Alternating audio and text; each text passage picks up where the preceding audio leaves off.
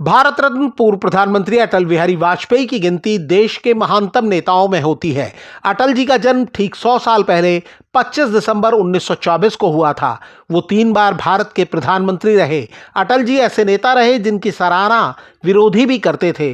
वो बेजोड़ वक्ता, बेहतरीन कवि, दूरदर्शी और संवेदनशील नेता थे। वाजपेयी जी का बतौर पीएम पहला कार्यकाल 16 से 31 मार्च 1996 तक, दूसरा और तीसरा कार्यकाल 19 मार्च 1998 से 13 मई 2004 तक रहा। वाजपेयी जी जवाहरलाल नेहरू के बाद लगातार 3 लोकसभा चुनाव जीतकर प्रधानमंत्री बनने वाले पहले नेता थे। वो करीब 4 दशक तक संसद के किसी न किसी सदन के सदस्य रहे। वाजपेयी जी इकलौते नेता हैं जो 4 अलग अलग राज्यों उत्तर प्रदेश, गुजरात, मध्य प्रदेश और दिल्ली से चुनाव जीतकर लोकसभा पहुंचे।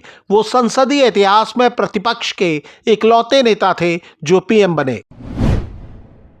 भारत रत्न अटल बिहारी वाजपेयी देश के 10वें प्रधानमंत्री थे। बतौर प्रधानमंत्री उन्होंने देश की तरक्की के लिए कई अहम फैसले किए। अटल जी की सरकार ने मई 1998 में परमाणु परीक्षण करते हुए भारत को परमाणु शक्ति संपन्न देश बनाया।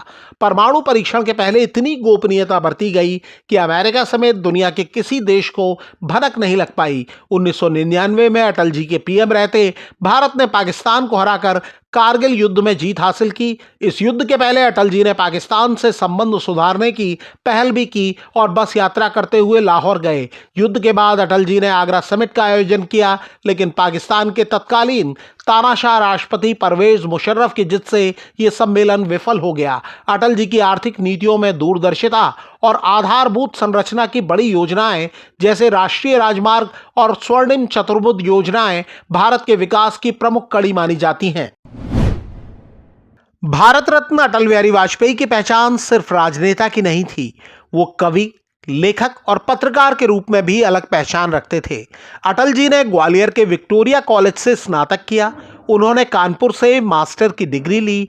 पढ़ाई करते समय ही कई साहित्यिक, कलात्मक और वैज्ञानिक उपलब्धियां उनके नाम रहीं। उन्होंने मासिक पत्रिका राष्ट्रधर्म, साप्ताहिक पांचजन्य, स्वदेश और वीर अर्जुन जैसे दैनिक अखबारों का संपादन किया।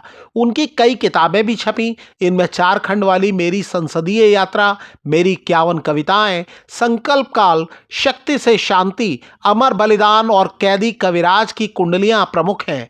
अटल जी की कविताएं आज भी लोकप्रिय हैं। बीजेपी और दूसरी पार्टियों के नेता इन्हें पढ़ते हुए नजर आते हैं। अटल जी के लोकसभा में दिए गए भाषण आज भी काफी देखे और सुने जाते हैं। भारत रत्न अटल बिहारी वाजपेयी देश के पहले आम चुनाव के दौरान राजस्थान के कोटा पहुंचे। कोटा में ही उनकी लालकृष्ण आडवाणी से पहली मुलाकात हुई।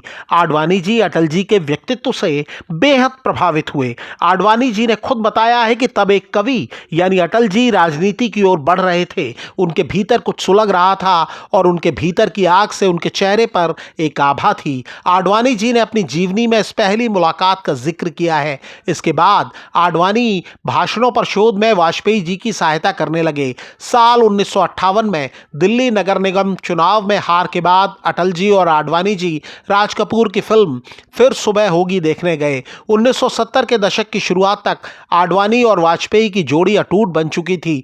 वाकपटु वाजपेयी को शांत आडवाणी का साथ अच्छा लगता था। ये जोड़ी पहले जनसंघ और बाद में बीजेपी को मजबूत करती गई। अटल जी जब पीएम बने तो आडवाणी उनकी सरकार में गृह मंत्री और डिप्टी पीएम रहे।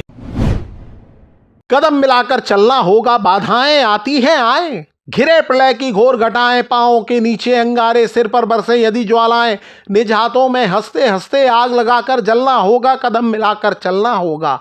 हास्य रुदन में, तूफानों में, अगर असंख्य बलिदानों में, उद्यानों में, वीरानों में, अपमानों में, सम्मानों में, उन्नत मस्तक उभरा सीना, पीड़ाओं में पलना होगा, कदम मिलाकर चलना होगा। उजियारे में, अंधकार में, कलकहार में, बीच धार में, घोर घृणा में, पूत प्यार में, क्षणिक जीत में, दीर्घहार में, जीवन के शत शत आकर्षक अरमानों को ढलना होगा, कदम मिलाकर चलना होगा। सम्मुख फैला अगर ध्येय पथ, प्रगति चिरंतर कैसा इति अब, सुष्मित हर्षित कैसा श्रमश्लत, असफल सफल समान मनोरथ, सब कुछ देकर कुछ न मांगते, पावस बनकर ढलना होगा, कदम मिलाकर चलना होगा।